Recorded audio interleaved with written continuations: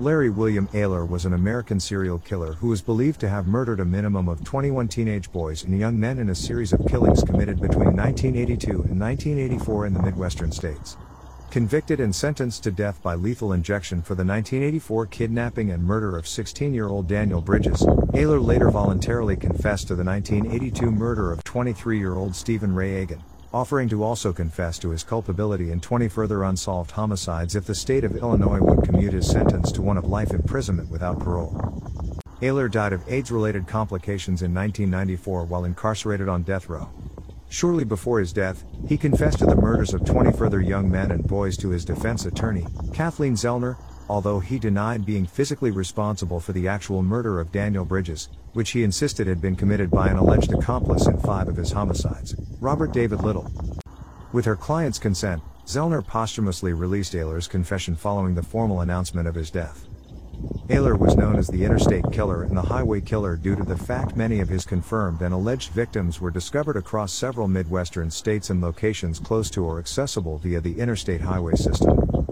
Larry William Ayler was born on December 21, 1952, in Crawfordsville, Indiana, the youngest of 4 children born to George Howard Ayler and Shirley Phyllis Kennedy.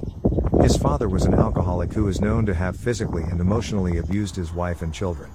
Ayler's parents separated when he was 2 years old, and he and his sister were regularly placed in the care of babysitters, foster families, or simply left in the care of their 2 older siblings as their mother struggled to both financially support and provide adequate care for 4 children as she worked 2 jobs as a waitress and in a factory on weekdays and occasionally in a bar at weekends.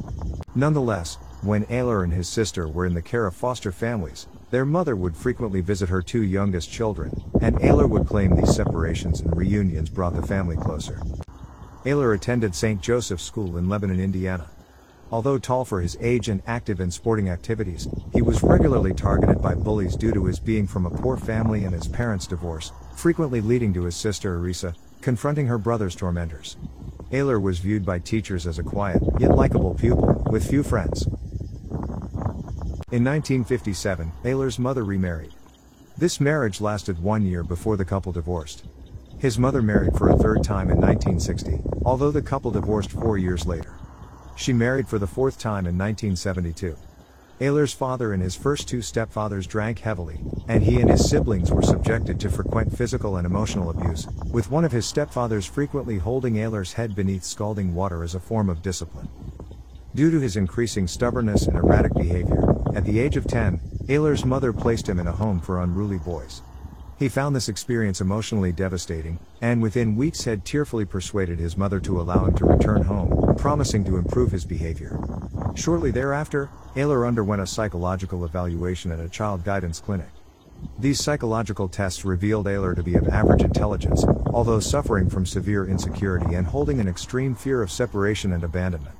Deducing these fears sourced from his home life, staff recommended Ayler be temporarily placed in a Catholic boys' home in Fort Wayne. Ayler remained at this residence for 6 months before he returned to the care of his mother. When he reached puberty, Ayler discovered he was homosexual. He was open about his sexuality only to his family, although he struggled with deep-seated feelings of self-hatred regarding his sexual orientation. Throughout high school, he occasionally dated girls, although none of these relationships became physical. Having been somewhat religious since childhood, Ayler did confide to some close acquaintances how he struggled to accept his sexuality. In part due to his lackadaisical attitude toward schooling, Ayler failed to graduate from high school, although he did later obtain a general educational development certificate. Shortly after leaving college, Ayler obtained employment as a private security guard in the Marion County General Hospital. He worked in this employment for 6 months before losing this position and finding alternate work within a shoe store. While in this employment, Ayler began familiarizing himself with Indianapolis's gay community, frequenting gay bars and frequently engaging in casual liaisons with men. Several of these individuals noted Ayler averted his eyes from his partner during intercourse while shouting profanities such as bitch and whore, leading many to believe Ayler was fantasizing his partner was female. By the mid-1970s, Ayler was well known within the gay community of Indianapolis, particularly among those with a leather fetish. Several acquaintances within this community described Ayler as a good-looking, laid-back guy and avid bodybuilder who was close to his mother and sister, although others who had engaged in sexual activity with him described him as an individual with a sadistic streak and violent temper which would only surface within their sexual encounters, often involving Ayler extensively bludgeoning, then inflicting light knife wounds upon unwilling partners, particularly to their torsos. Ayler primarily worked as a house painter, and although never having served in the military, he was fond of wearing Marine Corps t-shirts. He resided in a condominium in Terre Haute with a 38-year-old library science professor named Robert David Little, whom he had first met in 1974 while studying at the Indiana State University. The relationship between the two men was a platonic one, with Ayler viewing Little as something of a father figure. The two regularly socialized within Indianapolis's gay community, although Little, a socially awkward, taciturn and unattractive individual, typically struggled to form friendships or obtain sexual partners during these excursions, resulting in Ayler frequently bringing young men to Little's home to engage in sex with the two. On August 3, 1978, Larry Ayler picked up a 19-year-old hitchhiker named Craig Long on 7th Street, Terre Haute. Shortly after Long entered the pickup truck, Ayler propositioned the youth, resulting in Long attempting to leave the vehicle. In response, Ayler pressed a knife against the youth's chest as Long stated, "I don't have any money." Ayler then drove towards a rural field, stating, "It's not your money I want. I'm not after your money." Ayler then ordered Long to undress before he handcuffed the youth, bound his ankles, then ordered him to climb into the back of the pickup. When Long attempted to flee from the pickup as Ayler undressed, Ayler chased after him as Long shouted, "You queer." In response, Ayler stabbed the youth once in the chest, penetrating his lung. Long slumped to the ground, feigning death. He later stumbled to a nearby house, where the occupants summoned paramedics. Shortly thereafter, Ayler drove to the house as Long received first aid and offered the handcuff key to a sheriff's deputy, claiming he had stabbed the young man accidentally. He was arrested and taken into custody. A search of his vehicle recovered a hunting knife, a metal-tipped whip, a butcher knife, a further set of handcuffs, tear gas, and a sword. His urges got to him. He wasn't realizing what he was doing. He was fantasizing. He learned on that case not to let them be alive anymore, because then, they can't come back. He learned to kill them. Journalist and author Geraldine Kolaric, reflecting on Ayler's abduction and stabbing of Craig Long. Ayler was later charged with aggravated battery, to which he agreed to plead guilty. A judge set his bond at $10,000, and this sum was raised by friends. He was released on bail until August 23. On this date, Ayler's lawyers offered Long a check from Robert Little for $2,500 in return for his agreeing not to press charges. Long accepted the offer, and Ayler changed his plea to not guilty. As such, he was acquitted on November 13, being fined $43 in court costs. In August 1981, Ayler formed a long-term relationship with a 20-year-old married man named John Dobrovolskis.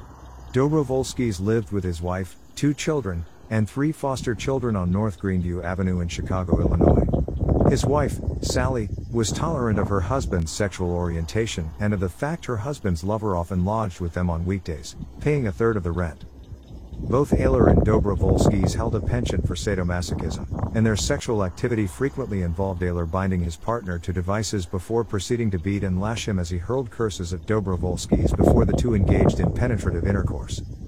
Although neither Ayler nor Dobrovolskis was inclined towards monogamy, the couple considered their relationship a permanent one. Nonetheless, Ayler constantly sought assurance he was the only man in his lover's life, and the two are known to have frequently argued over Ayler's accusations of his lover's infidelity. These arguments would occasionally lead to Dobrovolskis striking Ayler, who never retaliated in these physical altercations. Occasionally, the couple's arguments were initiated by the perceptions and recriminations of Robert Little, who made no secret of his intense dislike of Dobrovolskis to Ayler and resented the fact he was in a long-term relationship. Although Ayler primarily, and intermittently, worked as a house painter in Illinois on weekdays, he also worked as a liquor store clerk in Greencastle, Indiana on Saturdays.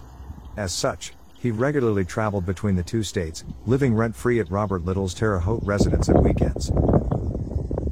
Between 1982 and 1984, Ayler is known to have committed a minimum of 21 murders and 1 attempted murder. All his murders involved the restraining of his victim, and several victims were subjected to varying degrees of sadomasochism before being stabbed and or slashed to death, with the majority of the wounds being inflicted to the victim's chest and abdomen. His victims were typically plied with alcohol and sedatives such as ethchlorvinol before their restraint and murder. Several victims were disemboweled after death, and Ayler is known to have dismembered the bodies of 4 of his victims. His victims were typically discarded in fields close to major interstate highways, with their trousers and underwear frequently discovered around their knees or ankles and their shirts and wallets missing from the crime scene. On October 12, 1982, Ayler lured a 21-year-old named Craig Townsend into his vehicle in Crown Point, Indiana.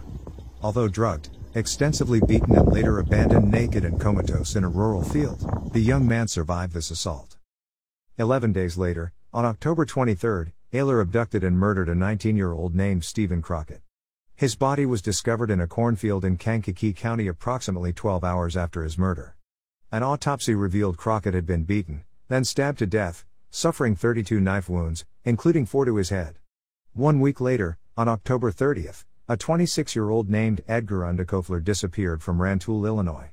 His body was not discovered until March 4, 1983 in a field close to Danville, Illinois. The following month, Ayler murdered a 25-year-old barman named John Johnson. His body was discovered 1 month later in Lowell, Indiana. On December 19, a 23-year-old named Stephen Egan was abducted in Terre Haute. His body was discovered in woodland close to Indiana State Road 63 on December 28.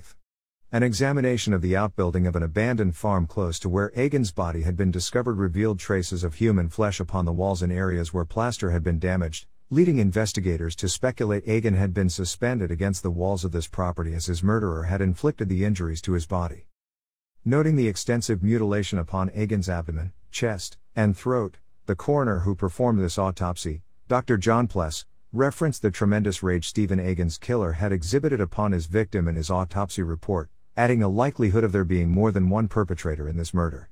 Immediately after concluding Egan's autopsy, Pless conducted the autopsy upon the body of a 21-year-old named John Roach, whose body had been found close to Interstate 70 in Putnam County that day. Pless noted striking similarities in the injuries inflicted upon Roach and Egan, again noting multiple stab wounds to the victim's abdomen, upper chest and throat, suggesting an overt rage exhibited by the perpetrator.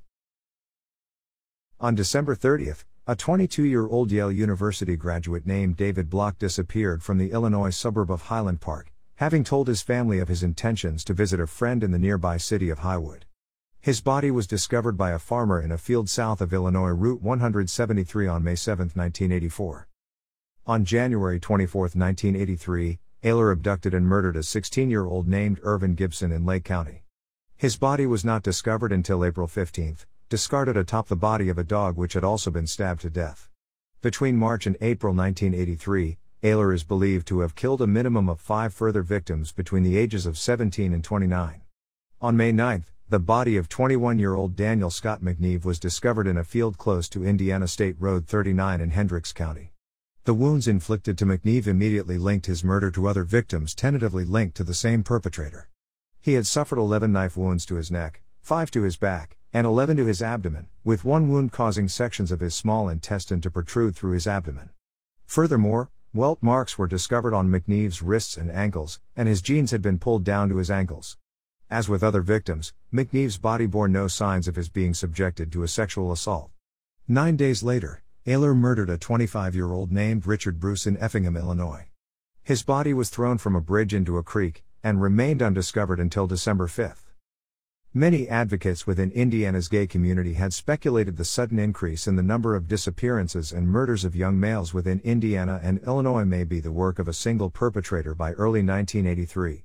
Although police had routinely raided gay bars and bookstores in addition to continually overtly filming patrons of these premises in their efforts to identify the movements of suspects, that month, a gay newspaper, The Works, in their own efforts to assist police, created an anonymous telephone hotline and published an article speculating as to both the identity and motive of the perpetrator, whom they speculated struggled to accept his sexuality. With assistance from members of the gay community and the family of one murder victim, the editors of this magazine offered a reward of $1,500 for any information obtained leading to the arrest and conviction of the perpetrator. By the early spring of 1983, police in Indiana had tentatively linked several murders of young males committed in the state to the same perpetrator. 6 days after the discovery of McNeve's body, the Indiana State Police conducted a meeting attended by 35 detectives from each of the 4 jurisdictions where bodies of young males bearing wounds suggesting the same perpetrator had been discovered. The conclusion of this meeting was that the same individual had murdered in each jurisdiction, and that all involved in the investigation should form a unified task force dedicated to the apprehension of the suspect.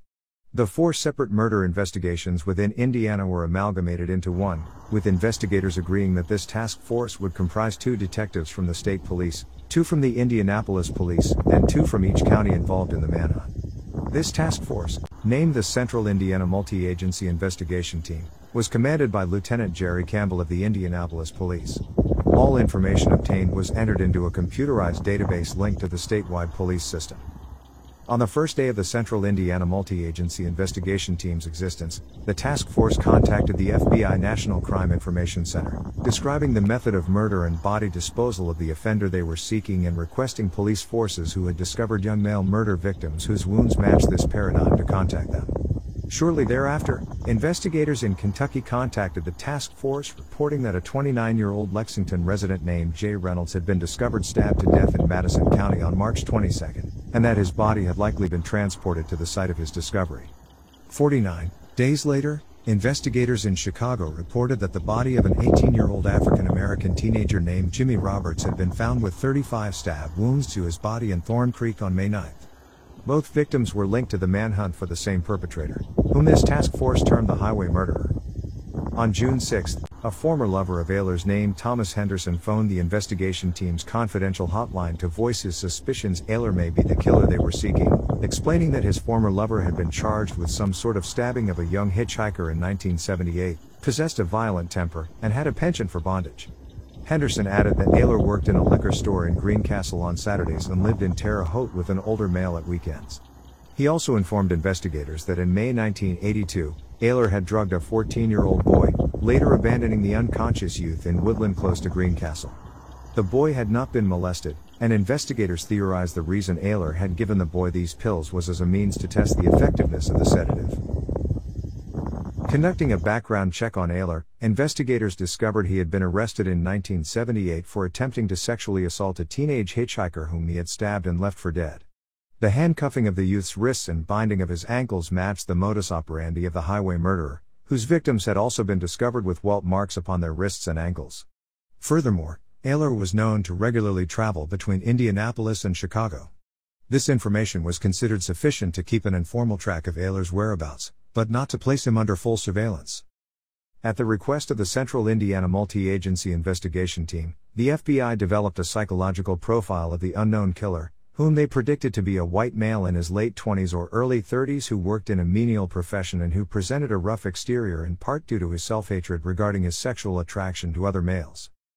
The individual would project a macho image and seek the company and approval of other masculine males in order to feel a sense of belonging. As such, this individual would frequent redneck bars and be something of a night owl, yet live on the edge of homosexual panic, always fearful of being labeled by others as queer. Because of this fear, this offender may express a hatred of homosexuals to mask his sexual attraction to those whom he sought the acceptance of. 56. Furthermore, the FBI predicted that upon completion of a murder, the offender would symbolically erase the act by making a rudimentary effort to cover his victim with leaves or soil, and that this individual likely had a middle-aged, middle-class and markedly more intelligent accomplice in several of his initial homicides. As many victims had been athletic and lithe in stature, this profile also predicted the offender to be a physically strong individual. The predictions within this profile regarding the offender's strength were supported by the presence of deep welt marks upon the wrists of many victims, suggesting they had struggled to resist being bound and handcuffed. On July 2, the partially clad body of an unidentified Hispanic man was discovered in a field 2 miles from the city of Paxton in Ford County, Illinois. This victim had been deceased since June 27 or 28, and he had been repeatedly stabbed in the abdomen. 8 weeks later, on August 31, a tree trimming crew discovered the body of a further victim in a field close to a tollway near Illinois Route 60. Lake County investigators quickly linked this murder to the stabbing deaths of 2 other young men whose bodies had been discovered close to this decedent earlier in 1983. The victim was a 28-year-old named Ralph Collise. He had been stabbed 17 times with a butcher or hunting knife, with several wounds inflicted to his abdomen causing sections of his small intestine to protrude through his body. In early September, a Chicago-based reporter for WLS-TV named Geraldine Kolaric noted similarities between the August 31 murder of Collise and the 2 earlier deaths of young males within Lake County. Kolarek had also been familiar with other murders of young males committed in Indiana bearing similar signature knife mutilations and speculated the perpetrator of these earlier Indiana murders had begun to murder and/or dispose of his victims' bodies in Lake County. Conversing with Cook County investigators, Kolarek discovered that 2 further young male murder victims who had lived in or disappeared from Uptown in 1982 had also been discovered with multiple stab wounds to their body and their trousers and underwear pulled down to their ankles in Kankakee County, Illinois, and Lowell, Indiana. On September 8, investigators from all jurisdictions in both states where these additional bodies had been discovered convened with the senior task force representatives in Crown Point to discuss whether these additional 5 deaths were also linked to the same perpetrator. All 5 murders were added to the list of victims compiled by the task force, whom investigators now believe to have murdered up to 17 young males. 1 month later, on October 4, 2 mushroom hunters discovered a human torso concealed inside a plastic bag in Kenosha County, Wisconsin.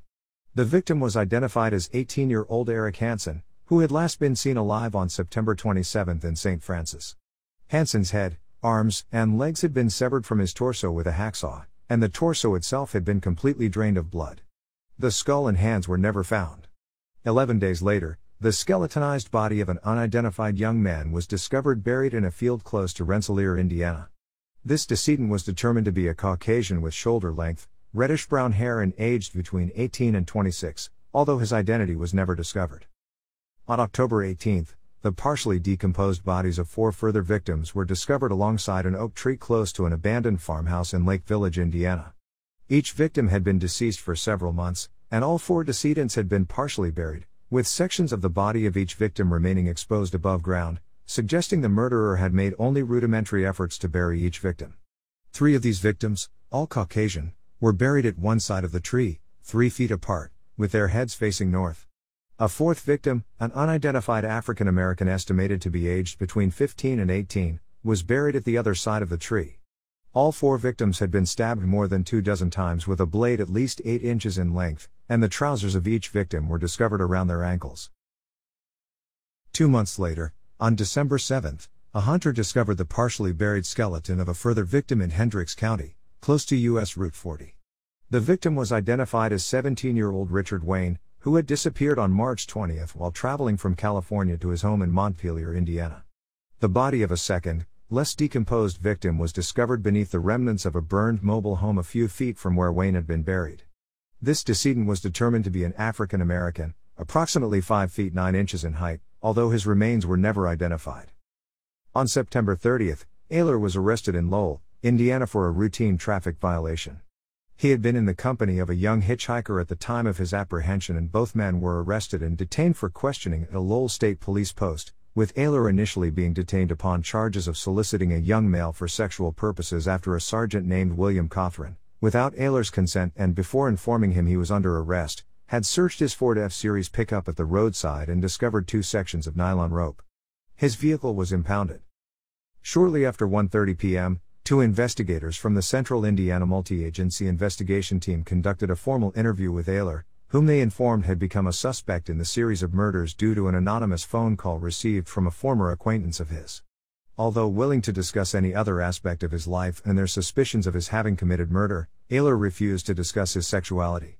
Questioned about the murders of John Roach and Daniel McNeve, Ayler claimed to have read press coverage of both murders in the Indianapolis Star, but denied ever having committed murder. He consented to the investigators' request to conduct a forensic examination of his vehicle and also agreed to allow investigators to take his mug shot, copies of his fingerprints, and to subject him to a polygraph test at a later date. A search of Ayler's vehicle recovered a knife, 2 sections of nylon rope, handcuffs, a hammer, 2 baseball bats, a mallet, and surgical tape.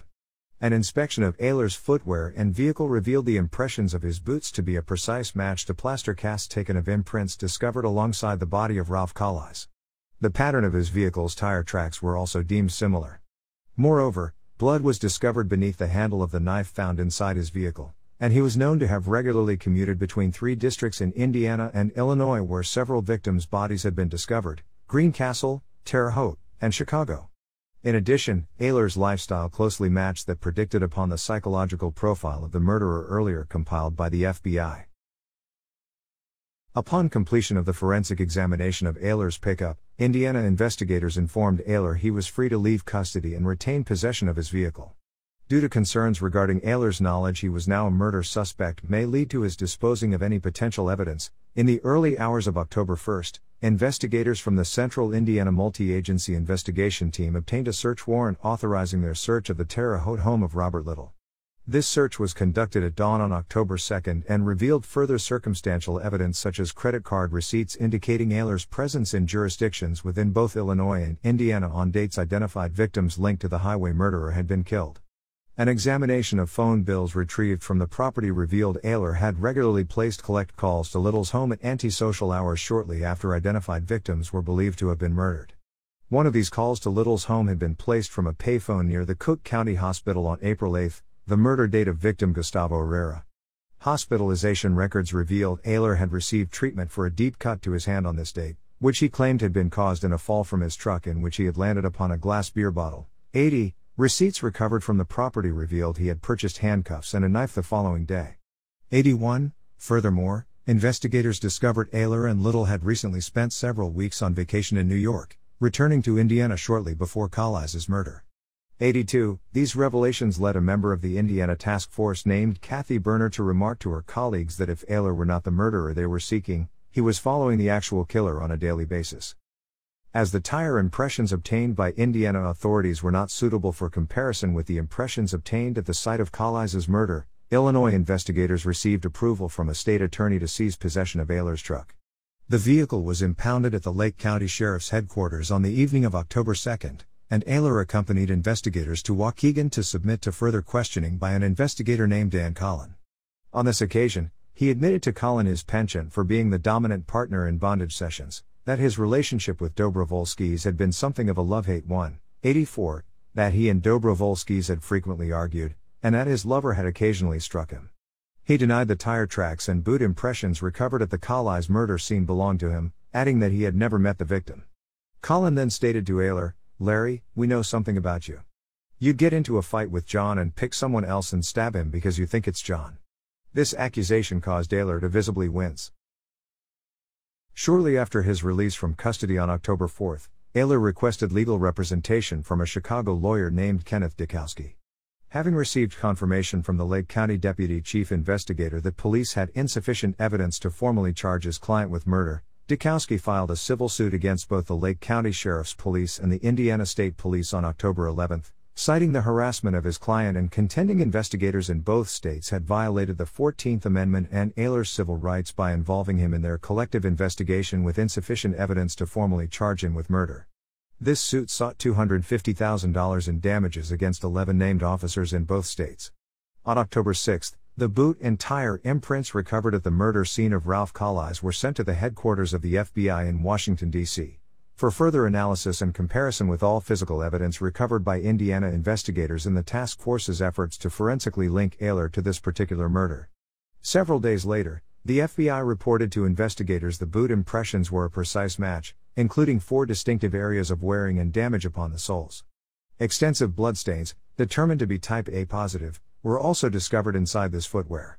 Furthermore, the tires on Ayler's vehicle were from 2 separate manufacturers, and the physical impressions recovered at the murder scene were determined to be from these 2 separate manufacturers. The tire impressions themselves were a perfect match in terms of grip depth. The physical evidence obtained linking Ayler to the murder of Ralph Collise. This evidence was later ordered to be suppressed. On October 27, investigators from the Central Indiana Multi-Agency Investigation Team and Lake County held a meeting to determine whether sufficient evidence existed to charge Ayler with murder. The outcome of this meeting convinced officers from the 2 jurisdictions that sufficient evidence existed to charge Ayler with the murder of Ralph Collise. The following day, investigators obtained a warrant permitting their retrieval of Ayler's hair and blood samples for further comparison with evidence earlier retrieved from Ayler's vehicle, to be served the following day, the date of Dikowski's civil suit. Dikowski's civil suit was heard at the Dirksen Federal Building on October 29, with Dikowski requesting permission to access the affidavit investigators had used to request a search warrant for Ayler's vehicle. Although Dikowski argued before Judge Paul Plunkett that not a scintilla of evidence existed against his client, Judge Plunkett, having reviewed the investigators' collective affidavit, ruled Dikowski could not obtain access to the documents at the present date. As Ayler walked from this hearing, 2 Lake County investigators presented Dikowski with warrants authorizing their retrieval of Ayler's blood and hair samples. A sample of Ayler's blood revealed his blood type to be O positive. Ayler was formally charged with Kalise's murder on October 29, with his bond being set at $1 million and an initial trial date set for December 19.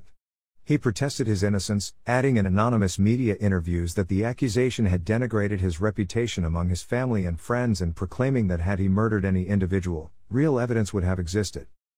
On November 1, Lake County investigators obtained a search warrant to conduct a second search of Robert Little's home.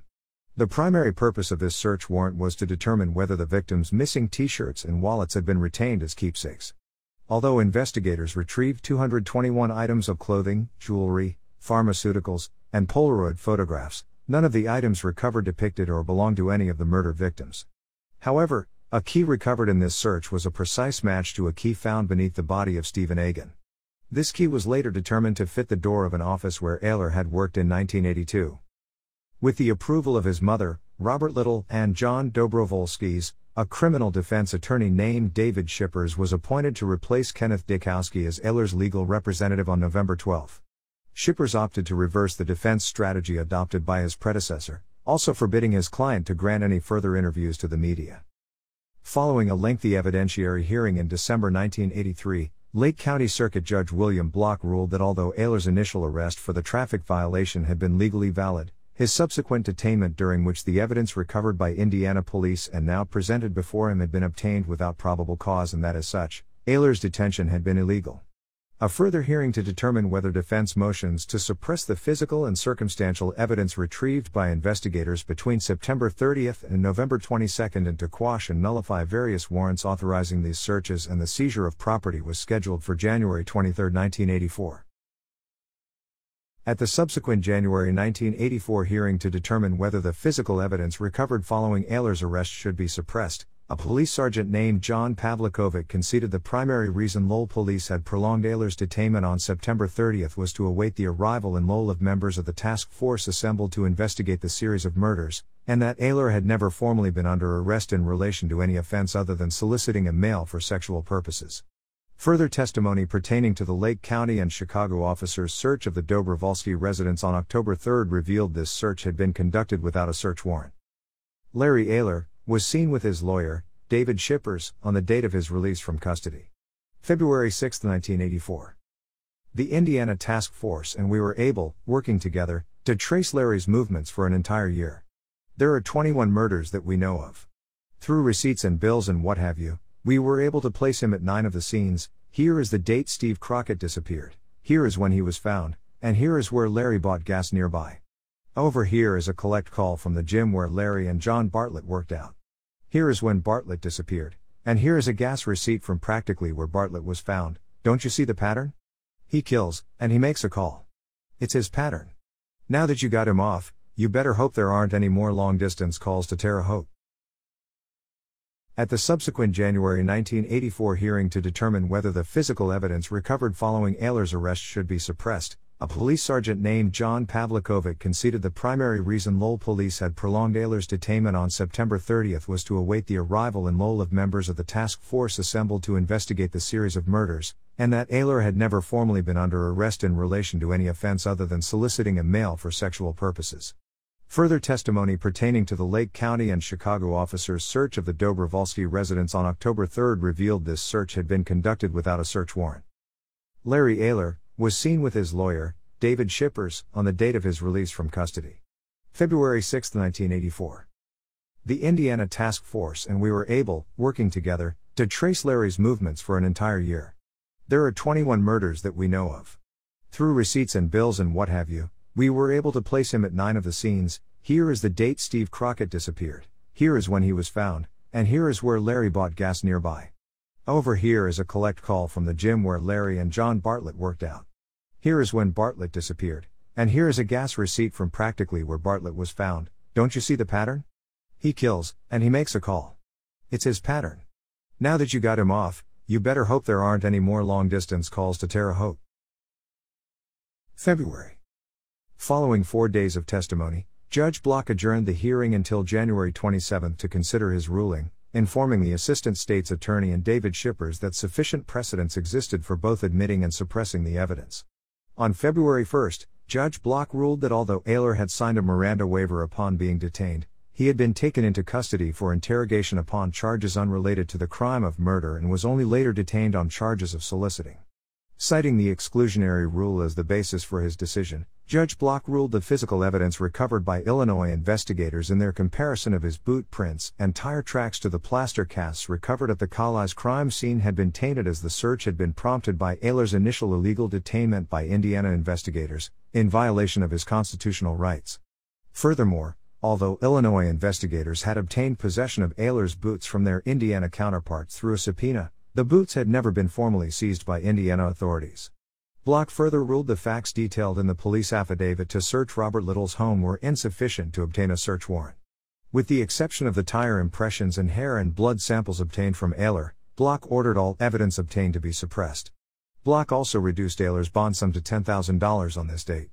As a result of this ruling, Ayler was freed from custody on February 6, 1984, his family and Robert Little having paid the reduced bond fee. Terms imposed upon Ayler's bond stipulated he was unable to leave Illinois. In attempts to appeal this ruling, prosecutors submitted several legal challenges, including an appeal against the suppression of this evidence to the Supreme Court of the United States. These appeals were unsuccessful. 4 weeks after his release from custody, Ayler permanently relocated to Chicago. He resided in an apartment complex in Rogers Park, with Robert Little purchasing the furniture within the property, paying the weekly rent, and purchasing a new set of tires for his pickup. At his lawyer's request, Ayler refused to provide John Dobrovolskis with his new address, although his lover soon discovered where Ayler lived. At approximately 10:30 p.m. on August 19, 1984, Ayler lured a 16-year-old uptown youth named Daniel Bridges to his apartment. The youngest of 13 children, Bridges was a neglected child and habitual runaway who, although heterosexual, had been a male prostitute since the age of 12. Bridges had been a close acquaintance of victim Irvin Gibson, and is known to have been wary of Ayler, whom he had described to an NBC reporter as a real freak who was well known to the male prostitutes of Uptown. Inside Ayler's apartment, the youth was bound to a chair with clothesline before he was beaten, tortured, then stabbed to death. Ayler then dismembered Bridges' body in his bathroom. His body was cut into 8 pieces, each of which was completely drained of blood before being placed inside 6 separate plastic bags. The dismembered body of Daniel Bridges was discovered by a janitor named Joseph Bala on the morning of August 21, 1984. His remains had been placed inside a garbage dumpster close to Ayler's apartment and within a unit not intended for usage by tenants within Ayler's apartment complex. Believing the bags to have been illegally dumped, Bala chose to remove the bags from the garbage receptacle to inspect the contents. Removing the first bag from the disposal unit caused the bag to split open and reveal the contents to be a severed human leg. Reporting his discovery to police, Bala stated that other janitors had observed a tenant named Larry Ayler placing the bags in the dumpster the previous afternoon. Recognizing Ayler's name, a police captain named Francis Nolan informed the 4 other officers present, "Detain anyone occupying apartment 106. I don't care who it is." Within minutes, Ayler was arrested within his apartment. His lover, John Dobrovolskis, was also taken into custody, although he was soon released without charge. A forensic examination of Ayler's apartment conducted on August 21 and 22 revealed copious quantities of blood had recently been cleaned from his bedroom, which had recently been repainted, although extensive traces of blood spattering were located across the floor, walls, and ceiling. Numerous traces of blood later determined to belong to Daniel Bridges were also discovered upon a mattress, the seat of a chair, a leather belt, a sofa within this room, and beneath the floorboards of the doorway to the bathroom. Inside Ayler's closet, investigators discovered the decedent's jeans, saturated with rivulets of bloodstains. Bridges' distinctive Duke University t-shirt, also extensively blood-stained, was discovered in a hamper, along with a leather vest belonging to Ayler that had recently been washed. Moreover, investigators discovered a hacksaw on the property. Blades for this tool, plus an awl, were also recovered from a drawer within the utility room. Receipts recovered from the property revealed Ayler had recently purchased several hacksaw blades. The forensic examination of the bags used to conceal Bridges' remains revealed several fingerprints determined to belong to Ayler. These fingerprints were discovered on both the internal and external surfaces of the bags. On August 24, investigators conducted a luminol test inside Ayler's now empty apartment. This test revealed extensive traces of blood in the bedroom. Further markings across the floors indicated Bridges' body had been dragged from the bedroom into the bathtub, where the teenager's body had evidently been dismembered. On August 22, Ayler was formally charged with Bridges' murder. He denied any knowledge of the crime, insisting his fingerprints must have been inadvertently placed upon the bags containing Bridges' body as he had moved them aside as he had placed other garbage bags within the dumpster. The same day, Cook County Medical Examiner Dr. Robert Stein conducted the autopsy upon Bridges' body. This autopsy determined death had been caused due to multiple wounds inflicted via a knife and an awl-like instrument. No facial fractures were evident, although the teenager had evidently been beaten around the right eye, also suffering numerous shallow cuts to his face before his death. 14 wounds likely inflicted with an ice pick or an awl were also evident upon and around Bridges' sternum. These wounds had also been inflicted prior to death. Moreover, 5 knife wounds to the abdomen were markedly deep and had caused sections of Bridges' intestine to protrude through the wounds. 3 additional knife wounds to the teenager's back had been inflicted with such force the heart and left lung had been perforated. In order to legally seek the death penalty, the prosecutors at Ayler's upcoming trial, Mark Riccozzi and Rick Stock, opted to charge Ayler with the felonies of aggravated kidnapping, unlawful restraint, and concealment of Bridges' body in addition to the charge of murder. Ayler was brought to trial for the aggravated kidnapping, unlawful restraint, murder, and concealment of the body of Daniel Bridges on July 1, 1986. He was tried in Cook County, Illinois, before Judge Joseph Urso, and chose to enter a formal plea of not guilty to the charges against him.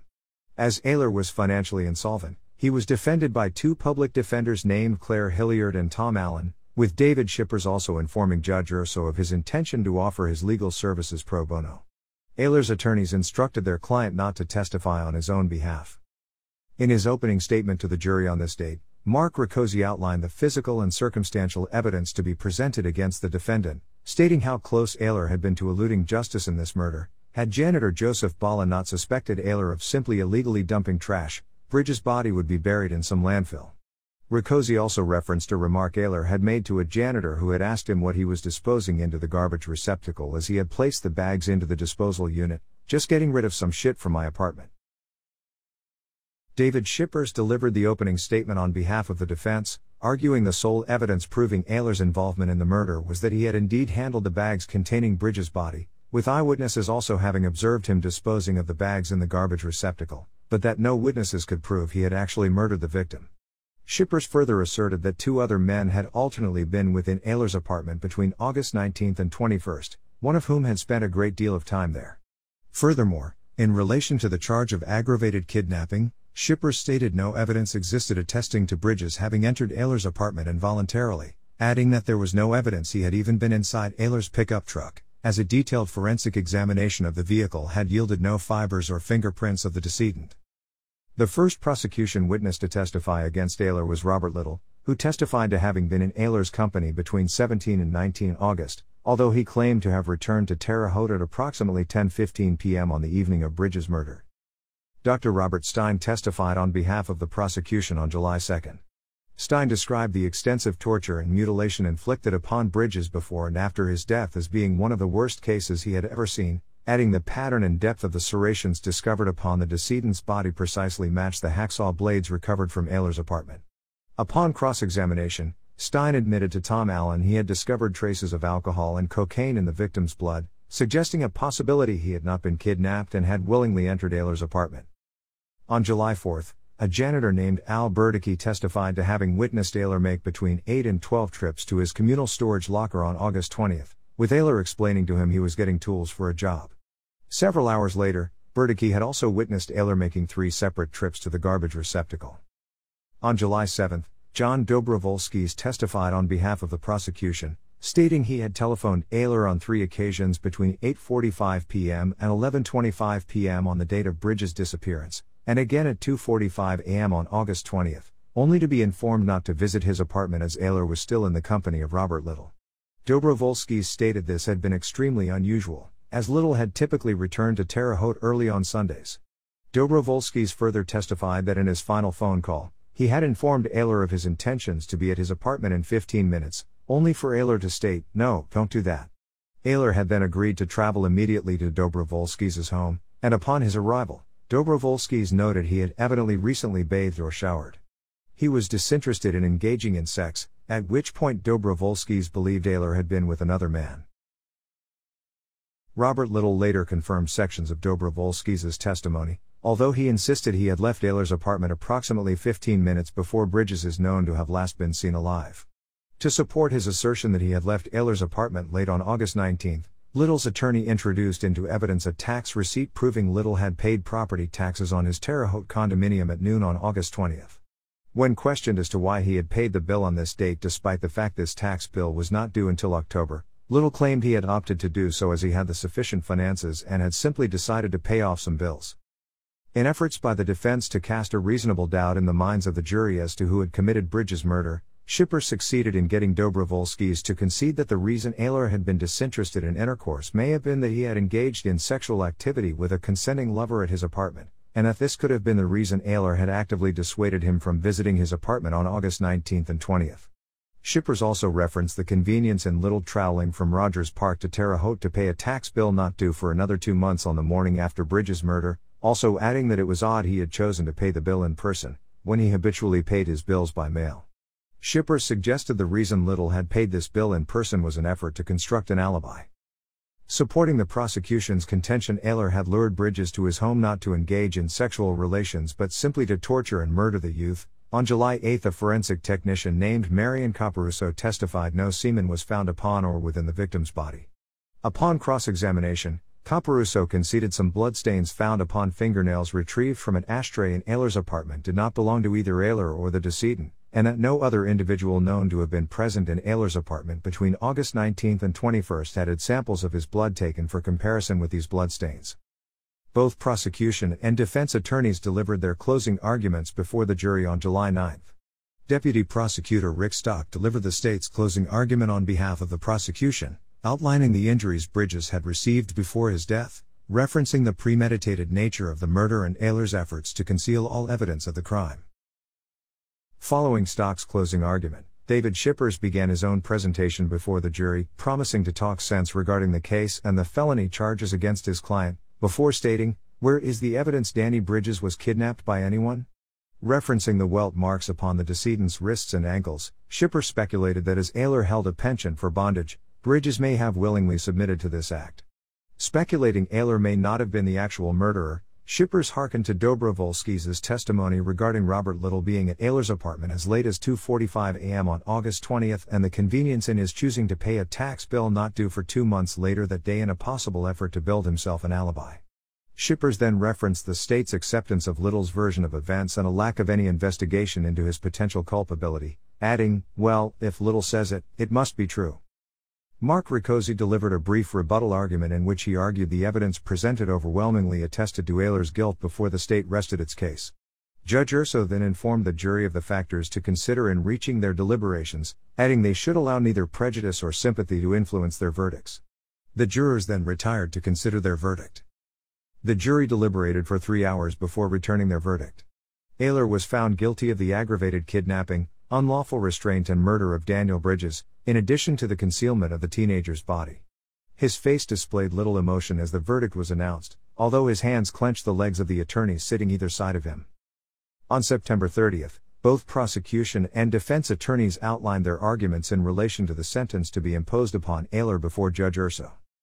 Prosecutor Richard Stock introduced 4 individuals who each testified to instances in which they had been assaulted and, in one case, left for dead by Ayler between 1978 and 1981. Outlining the similarities in Ayler's restraining or immobilizing these individuals to the restraint and torture Bridges had endured before he was finally put out of his misery, Stock added, "There is nothing, Your Honor, that can mitigate the tears and the agony that Larry Ayler has caused in his entire life, 33 years, and he has caused more tears than anyone a sentence other than death will be giving him his freedom." On October 1, David Shippers introduced 4 character witnesses to testify to the kindness and decency they had observed in Ayler's character, with Ayler's mother, Shirley DeKoff, referencing her son's emotionally difficult childhood and her frequently marrying and divorcing a succession of abusive husbands as she constantly sought stability for her children. Both Ayler's mother and sister wept as they pleaded with Judge Urso to spare Ayler's life. Shippers outlined his belief the death penalty should be inappropriate by stating the evidence presented before the jury asserting his client had committed murder was based upon circumstantial evidence. He also referenced historical cases where witnesses had provided false testimony and cases where juries had incorrectly returned guilty verdicts against innocent defendants. Schippers closed his argument before Judge Urso by emphasizing the existence of mitigating factors regarding Ehlers' culpability in the actual act of homicide before requesting his client's sentence be life imprisonment. Upon hearing the counsel's closing arguments, Judge Urso announced he would return his decision at 10 a.m. on October 3. On this date, Judge Urso formally sentenced Ehler to death by lethal injection. Emphasizing his decision had been difficult for him to reach due to his religious beliefs, Urso explained, "The senseless and barbaric murder of a 16-year-old boy, a killing which was so brutal it defies description, shows me your complete disregard for human life. If there ever was a person or a situation for which the death penalty is appropriate, it is you. You are an evil person. You truly deserve to die for your acts. I thereby sentence you to death for the murder of Danny Bridges, committed during the course of his aggravated kidnapping." Following his sentencing, Ehler was transferred to the Pontiac Correctional Center, where he remained incarcerated on death row. Within this facility, Ehler underwent several psychiatric evaluations. These tests concluded Ehler suffered from a severe borderline personality disorder. Noting Ehler's pathological sensitivity to feelings of abandonment, experts theorized Ehler had killed in response to real or perceived feelings of rejection from his lover, discharging his rage upon his victims. Furthermore, these experts believed he had also murdered in order to maintain a sense of control. In May 1988, Ehler filed a formal appeal against his conviction, contending that although he had dismembered Bridges' body and disposed of the remains, the actual murder itself had been committed by Robert Little in his absence, and this contention had not been rebutted by the prosecution at his trial. This appeal further contended Bridges had been driven to Ehler's apartment by Robert Little, and that his alibi had never been corroborated. This appeal was heard on May 10, 1989, and later dismissed on October 25. An initial execution date was set for March 14, 1990. On November 5, 1990, an attorney named Kathleen Zellner was appointed by the Illinois Appellate Defender's Office to represent Ehler in his ongoing appeals against his conviction. In November 1990, a Vermilion County prosecutor named Larry Thomas obtained physical evidence retrieved against Ehler in relation to the murder of Ralph Collise with the intention of presenting the evidence before an Indiana grand jury to determine whether sufficient evidence existed to charge Ehler with the December 1982 murder of Stephen Egan. Upon being informed of his impending indictment in Egan's murder, Ehler agreed to voluntarily confess to his culpability, although he insisted this particular murder had been committed with the assistance of Robert Little. He agreed to confess to his guilt and testify against his alleged accomplice on the condition he be given a fixed term of imprisonment as opposed to a further death sentence. His offer was accepted, and Ehler provided his attorney with a 17-page confession on December 4. On December 13, Ehler pleaded guilty to the murder of Stephen Egan before Judge Don Darnell, additionally testifying Robert Little had been a knowing and willing participant in this murder. Ehler received a sentence of 60 years imprisonment on December 28, to be served concurrently with his existing sentence. Little was arrested on December 18 and formally charged with Egan's first-degree murder, facing a sentence of 60 years imprisonment if convicted. The following month, Kathleen Zellner offered a deal on behalf of her client whereby Ehler would confess to his culpability in 20 further homicides committed across 10 countries in Illinois and Indiana if the state of Illinois would commute his death sentence to one of life imprisonment without parole. According to Zellner, her client had offered until the end of January for this deal to be accepted or he would take his secrets to the grave. Although authorities in 8 of these 10 jurisdictions readily agreed to offer Ehler a lengthy prison sentence in exchange for his confession, and a 9th jurisdiction indicated a potential willingness but awaited the official response from Cook County, the Cook County State's Attorney, Jack O'Malley, ultimately rejected Ehler's offer. Robert Little was brought to trial on April 11, 1991. He was tried in Vermilion County before Judge Don Darnell, and entered a formal plea of not guilty on this date. Ehler testified against his alleged accomplice at this trial, claiming he and Little had both committed the murder of Egan on December 19, 1982. According to Ehler, the two had regularly socialized within Indianapolis's gay community, occasionally bringing young men to Little's home to engage in intercourse with Little, frequently photographing the sexual acts. Testimony from Ehler asserted that on the date of the murder, Little had suggested the two do a scene, which he had understood to mean commit a murder for sexual pleasure as Little photographed the event with a Polaroid camera. He and Little had lured Egan, whom Ehler had vaguely known through frequenting the car wash where Egan had worked, into Little's vehicle in Terre Haute, initially with the promise of Egan simply drinking with the two. Although Egan was heterosexual, he agreed to participate in a bondage and photography session for money. The two men had initially driven Egan to a location close to the Terre Haute Regional Airport, where a guardsman ordered the three off airport grounds. Ayler then drove toward an abandoned shed close to Indiana State Road 63. At this location, Egan's hands were tied above a beam before he was gagged and bound. According to Ayler, Little then shouted, "Get out the knife," before he had proceeded to stab Egan.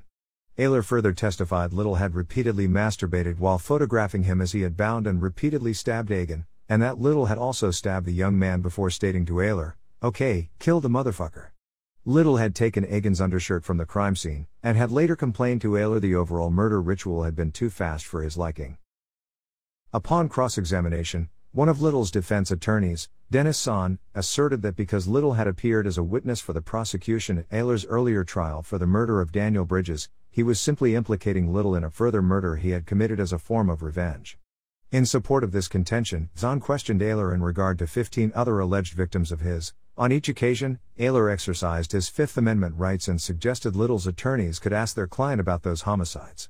However, when questioned as to whether he had dismembered the body of Daniel Bridges, Ayler admitted that he had committed this act, although he denied responsibility for the teenager's actual murder. Further questioned as to why no photographs had been found depicting Egan's restraint and murder in police searches of Little's home in either 1983 or 1990, Ayler stated Little had disposed of the photographs following the 1983 search of his home, adding that pictures had been inside a closet in Little's bedroom, which had not been searched. On April 12, Dr. John Pless recounted the autopsy he had performed upon Egan's body on December 28, 1982. Dr. Pless testified as to having viewed several eviscerated bodies in his career, before stating, "This is the I've seen without the body being cut into pieces." Pless testified that many of the beating, stabbing, and slashing injuries had been inflicted after Egan was already deceased, although numerous deep wounds to the neck and groin had been inflicted while the young man was still alive. He further testified that he could not conclusively pinpoint the actual time of Egan's death, but stated his belief the young man had been killed prior to December 21. Defense attorney James Voiles claimed his client had not been in Indiana in the week before Christmas on any year between 1958 and 1989. To support this contention, Little's mother testified she had relocated from Indiana to Florida in 1958, that her son had first visited her home approximately a week before Christmas that year, and that he had never missed a Christmas at her home on any year since. Furthermore, he had invariably stayed at her home until New Year's Day. However, this claim had earlier been discredited by prosecutor Mark Greenwell, who had introduced into evidence ledger records proving Little's vehicle had been brought to a Terre Haute garage for minor repair work on December 21, 1982, and a phone bill proving a call had been made from Little's home on the same day before the prosecutors had rested their case on April 15. Although Little had been prepared to testify in his own defense, his attorneys advised him not to do so on April 16, explaining their belief his mother's testimony had made an impression on the jurors' minds and that if he testified, his sexuality would largely be on trial. Both prosecution and defense attorneys delivered their closing arguments before the jury on April 17. Mark Greenwell described the murder as being a performance orchestrated at Little's instruction, adding that the murder had been committed to satisfy the defendant's lust for sadomasochistic bondage. Greenwell also inferred Ayler had nothing to personally gain by asserting Little had actively participated in this murder, adding Ayler had readily admitted to physically taking the decedent's life. Dennis Son described his client as an individual victimized because of his sexuality and portrayed Ayler as a convicted murderer cynically fabricating accusations against his client in a last-ditch effort to have his death sentence commuted. Referencing the 24 occasions in which Ayler had exercised his Fifth Amendment rights in response to questioning by the defense, Zahn ended his closing argument by asking the jurors, "Would you convict an honorable man on the word of Larry Ayler?" After deliberating for over 7 hours, the jury found Little not guilty of all charges on April 17. Little grinned as the verdict was read before hugging his attorney as Stephen Egan's brother and parents ran out of the courtroom. Following his acquittal, Little held a press conference in which he informed reporters, "I'm just so happy the ordeal is over," before stating his intentions to return to his teaching position at the Indiana State University. Larry Ayler died in the infirmary of the Pontiac Correctional Center on March 6, 1994. His death was due to AIDS-related complications. He had been seriously ill for approximately 10 days prior to his death. At the time of Ayler's death, his attorney, Kathleen Zellner, had prepared a further appeal disputing her client's conviction in the Bridges murder. This appeal was pending in the Illinois Supreme Court, and Zellner remained confident Ayler's conviction would have been overturned. The appeal itself maintained that one of Ayler's defense attorneys, David Shippers, had a conflict of interest as he had received a payment of $16,875 from Robert Little to assist in Ayler's defense at his trial for the murder of Daniel Bridges, although Little had appeared as a witness for the prosecution. Shippers had informed Judge Urso he was offering his legal services free of charge, adding he would inform the court if these circumstances changed. As such, the appeal contended Shippers had been guilty of attorney misconduct and that Ayler's conviction had therefore been unsafe. Zellner maintained her conviction that a conflict of interest of this magnitude would undoubtedly have resulted in Ayler securing a retrial. This appeal further claimed that Little had been the individual who had actually murdered Daniel Bridges. Kathleen Zellner, pictured in 2013.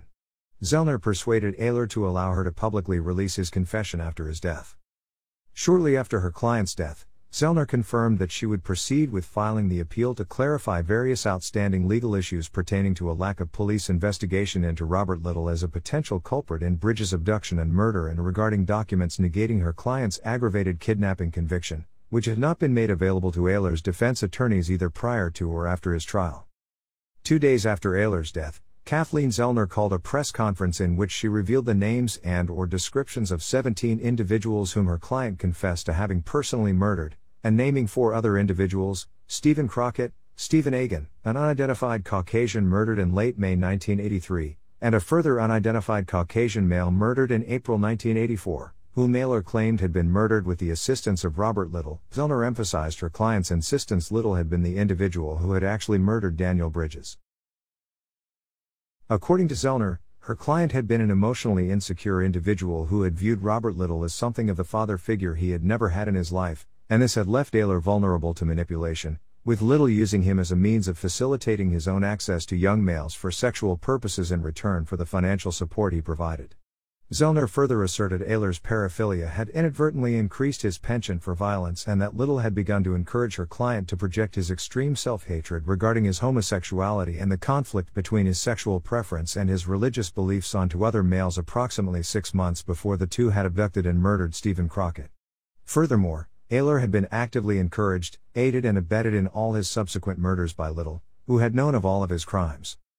Emphasizing her belief in Ayler's confessions, Zellner elaborated that her client had been formally diagnosed with AIDS in March 1991 and therefore knew when he testified at trial in the Stephen Agan murder that he was dying. I believe Larry was truthful. Larry had no incentive to lie to anyone. In his posthumous confession, Ayler stated he had typically lured his victims, who had been both heterosexual and homosexual, with promises of drugs, alcohol, money, or transport, and that, immediately prior to stabbing several of his victims, he had pressed the blade of his knife against their abdomen before informing his victim to make peace with God. Furthermore, Ayler claimed he had never engaged in intercourse with any of his victims, and he had frequently given his victims T-shirts to Robert Little to use in masturbatory fantasies. Zellner stated Ayler had begun compiling a list of his victims shortly after she had been appointed as his legal representative in November 1990 in an effort to obtain a plea bargain whereby his sentence would be commuted to one of life imprisonment. With his health in gradual decline, Ayler had authorized his attorney to publicly release his confessions after his death, with his explanation being that the families of his victims would know he had confessed to the murders of their relatives.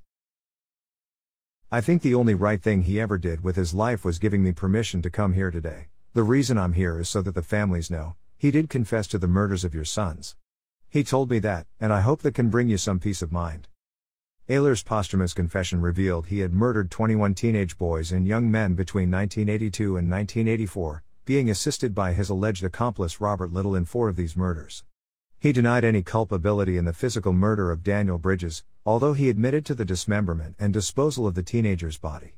Investigators strongly believe Ayler is also responsible for 2 further homicides committed in Wisconsin and Kentucky in 1983. In his formal confession, Ayler claimed to have committed his murders in part as a means of relieving frustration, and to his feeling a sense of relief after the act. His victims were hitchhikers, male prostitutes, or individuals he had generally encountered by happenstance. Each victim would be plied with alcohol and sedatives and driven to a remote area where Ayler would typically wait for an opportune moment to handcuff his victim. He would then overpower, gag, blindfold, and bind his victim hand and foot before proceeding to bludgeon and lash his victim before murdering him. Of these 20 further victims to which Ayler posthumously confessed, 10 had been committed in Indiana, and 10 in Illinois. Furthermore, according to Ayler, The body of one of these victims, an uptown male prostitute known as Cowboy killed in his Rogers Park apartment in April 1984, had never been found.